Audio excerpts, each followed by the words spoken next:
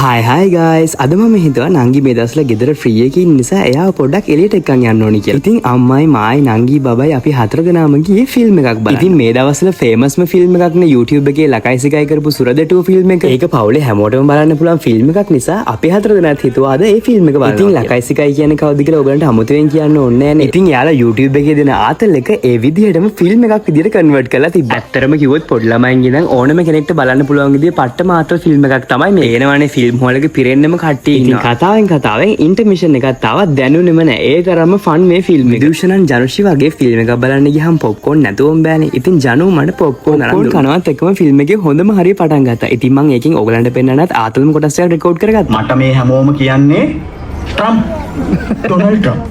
බලන්නකෝ මේ පොඩි බබාගේ කොටස් ටික ඒක නම් ආතල්. එහෙනම් හොඳ වෙයි නෝකුණක් ගාලමු බයි කරලා දාන්න ඕනේ.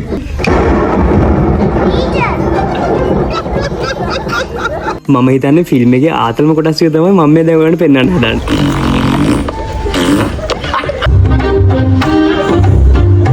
අද මිනිස්සු කරේ අමෙච්චරය බස්තල යන්න දන්නද?